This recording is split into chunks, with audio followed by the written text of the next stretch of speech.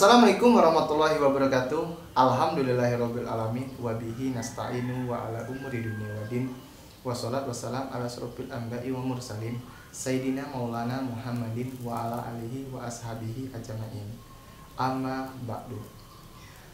Assalamualaikum Pak Ustaz Abdullah. Waalaikumsalam warahmatullahi wabarakatuh. Kabarnya gimana? Alhamdulillahirabbil alamin. Sehat Pak. Jadi begini Pak. Ya di masyarakat khususnya dan juga ya ada teman-teman yang memang lagi posisinya mempersiapkan hubungan khusus kepelaminan, mereka bertanya sih Pak, bagaimana caranya tips-tips melakukan hubungan suami istri melalui syariat Islam Pak. Oh, gitu ya. Ya. Sebelumnya, Assalamualaikum warahmatullahi wabarakatuh. Bismillahirrahmanirrahim. Bismillahirrahmanirrahim. Wassalatu wassalamu ala rasulillah wa ala alihi wa sahbihi wa mawalah.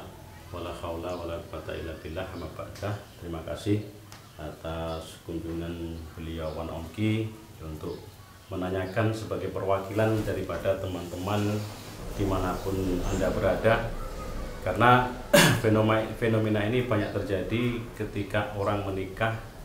Dia memang belum tahu tata cara, tips-tips bagaimana dia melakukan hubungan suami istri secara hukum agama. Iya. Ya, itu sangat bagus sekali.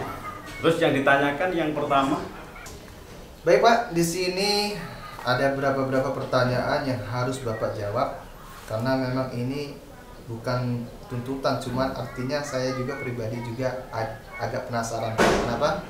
Karena khususnya di kaum muda ini dan pun juga teman-teman Jaya Sukses Channel yang sudah berumah tangga khususnya, mereka sering menanyakan Pak, bagaimana sih tipsnya cara syar'i hubungan suami istri pada malam pertama? oh gitu ya.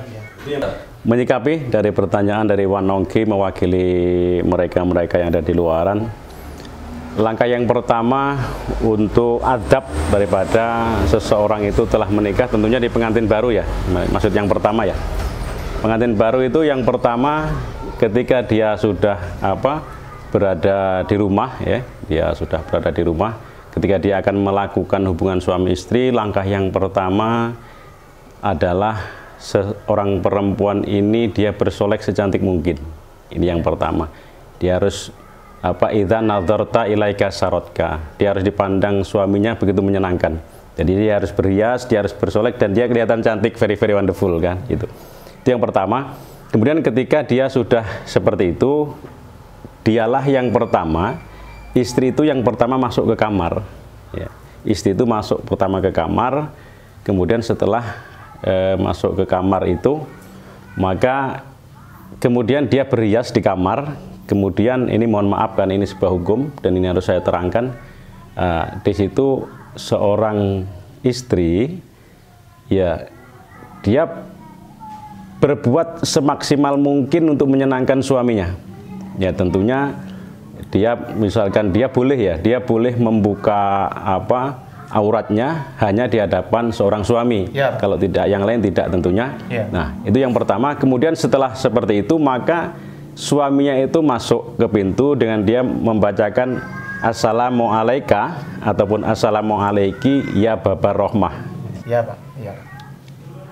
Kemudian setelah suami membaca assalamualaika ya babar rohmah atau assalamualaiki ya babar rohmah yang artinya assalamualaika itu keselamatan untukmu, kalau ki dia perempuan ya babar rohmah seorang istri yang ada di belakang pintu, maksudnya berarti di kamar ya.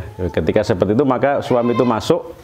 Ketika suami masuk maka di situ langkah yang pertama istrilah yang menawarkan untuk berhubungan suami istri. Ini secara hukum agama yang benar ya. Kemudian setelah seperti itu beberapa adabnya yaitu ketika melakukan hubungan suami istri maka dia harus tertutup ya, harus ditutupi dari bagian tertentu itu harus tertutup, di bagian tertentu itu harus ditutup dan tentunya tidak ada orang yang melihat kan itu yang pertama. Kemudian ketika dia melakukan hubungan suami istri maka kedua-duanya supaya mendapatkan keturunan anak yang soleh dan solehah maka kedua-duanya yaitu dianjurkan untuk membaca doanya yang berbunyi Allahumma jannibna syaiton wa jannibis syaitona ma razaqtana. Nah, ketika membaca seperti itu, harapan dalam hubungan suami istri itu ya, itu dijauhkan dari perbuatan syaitan, sehingga anak itu ataupun putra itu akan menjadi anak yang soleh jika dia laki-laki, jika perempuan dia menjadi anak yang solehah. Jadi pembahasan Bapak tadi membicarakan bahwa ketika memang kita sudah masuk di dalam kamar ini, harus perempuan dulu yang menawarkan. Nah, karena kan ya versi lelaki ini kan beda-beda Pak ya. Ada yang santai ya, kalau bahasa milenial santuy. Ada juga yang artinya itu agresif gitu ya. Agresif gitu ya. Besar, agresif. Jadi bagaimana melalui hukum syariat Islam yang benar ketika memang lelaki ini sangat membutuhkan itu Pak? Di dalam kitab Uqudul Jen itu dijelaskan bahwasanya wa ashiruhunna bil ma'ruf ya, wa ashiruhunna, maka pergaulilah perempuan itu ya, pergaulilah perempuan itu dengan pergaulan yang baik. Nah, itu yang pertama. Kemudian sikap dari seorang istri, dia fasolihatu qonitatun. Jadi seorang istri dia harus mengikuti menurut kepada seorang laki-laki ya, ketika dia tidak melanggar daripada aturan agama.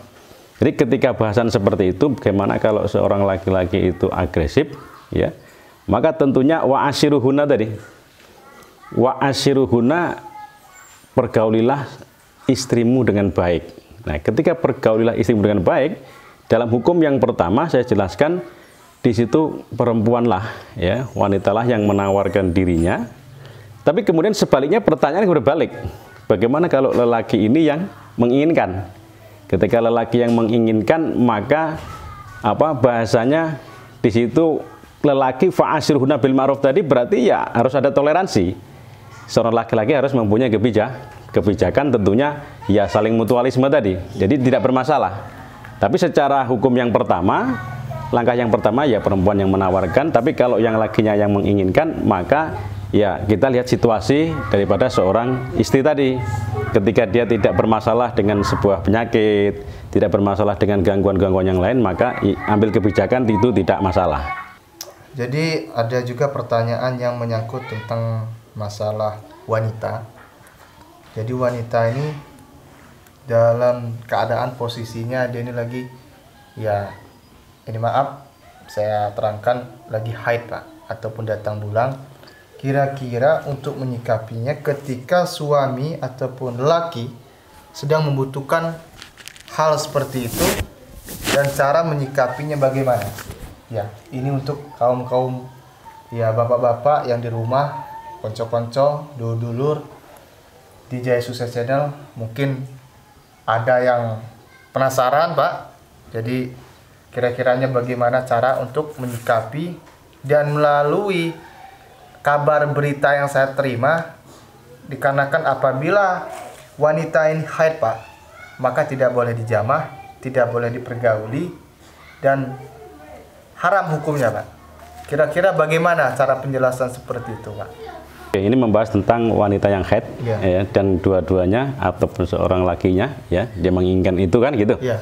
Itulah yang langkah yang pertama, itu bukan anjuran daripada Rasulullah Shallallahu Alaihi Wasallam, tentunya tidak boleh. Ya, berarti ketika tidak boleh ada dampak negatif. Itu yang pertama. Yang kedua, ketika dampak negatifnya ketika itu tetap dilakukan, maka itu ada efek. Saya jelaskan satu saja, itu banyak sekali efeknya. Ketika itu terus dilakukan, maka efeknya keturunannya itu nanti, mohon maaf kalau dalam bahasa Indonesianya, matanya itu agak kero gitu. Maka ketika efek daripada ketika haid itu melakukan hubungan suami istri, maka sedikit daripada efek itu, maka anak keturunannya itu nanti akan bisa menjadi kero gitu ya. Iya. Ini efek-efek negatifnya, masih banyak lagi efek-efek itu. Intinya menurut anjuran Rasulullah ini tidak diperbolehkan. Ini ya, ketika memang seorang laki-laki itu agresif, padahal istrinya itu sedang haid itu ya, maka ada langkah-langkah lain. Contoh, ya dia misalkan beli alpukat, beli durian gitu ya. Atau secara inisiatifnya yaitu dioperalihkan ke olahraga lah, misalnya dia ngambil raket, latihan bulu tangkis, apa gimana, itu salah satu hal untuk menetralisir daripada keinginan tadi. Jadi ada hal-hal yang untuk itu, dan tentunya ya membaca astagfirullahaladzim lah itu ya. Itu. Menyikapi lagi Pak, pertanyaan lagi karena luar biasa sekali Pak ya. Antusias dalam arti kata orang yang bertanya. Nah, ini pertanyaan terakhir Pak. Jenis makanan apa Pak yang dapat membuat hubungan suami istri menjadi puas dan membahagiakan? Untuk tip-tip dari langkah-langkah yang saya tanyakan, itu yang pertama ketika kita cari di kitab itu ya, itu ada beberapa langkah. Yang pertama, seorang laki-laki itu mengkonsumsi burung emprit, itu sulit ya, tapi itu juga bisa, itu untuk menguatkan daripada unsur sperma ya, itu yang pertama. Kemudian dari faktor makanan, dia satu ya, ke buah, dia kebanyakan di buah. Yang pertama adalah buah alpukat, dia sering mengkonsumsi daripada buah alpukat ya. Apalagi ini dititik beratkan kepada seorang perempuan, maka dia akan menyuburkan kandungan ya. Yang pertama buah alpukat, yang kedua buah manggis, karena unsur manggis itu sangat luar biasa. Kemudian yang ketiga itu buah kelengkeng, dan sedikit ditambah dengan toge. Nah, toge itu karena dia bagus daripada unsur daripada rahim. Yang pertama, anjuran daripada Rasulullah Shallallahu Alaihi Wasallam untuk stamina itu tetap menggunakan madu ya. Itu madu, tetap menggunakan madu. Adapun kalau secara ramuan itu boleh dengan madu ditambah merica itu ya. Merica itu kemudian ditambah dengan air hangat dikit ya.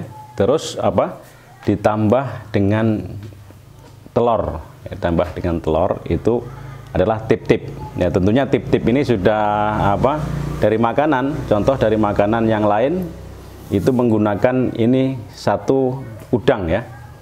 Satu udang, yang kedua adalah ikan gabus. Itu sangat bagus sekali, dan ini juga setelah dicek di bidang kesehatan, ternyata yang saya sampaikan ini memang masuk ke unsur-unsur daripada laki-laki maupun perempuan. Itu sangat bagus sekali. Dari beberapa pertanyaan tadi tentunya bisa kita ringkas sedikit ya, menjadi kemasan yang sangat bagus sekali. Tentunya kunci untuk mendapatkan anak yang soleh dan solehah, orang tuanya harus soleh dan solehah. Begitu tadi penjelasan Ustadz Abdullah. Semoga bisa kita pahami bersama, dan insya Allah bisa kita amalkan bagi teman-teman Jaya Sukses Channel di mana berada. Dikarenakan pemahaman ini itu lebih penting kalau bisa diaplikasikan langsung di kehidupan sehari-hari. Dan harapan saya, apabila Anda suka dengan channel kami dan konten kami harapkan supaya bisa memberikan like, share, komen, dan jangan lupa subscribe. Dikarenakan subscribe itu gratis guys. Dan harapan kami bisa berkembang.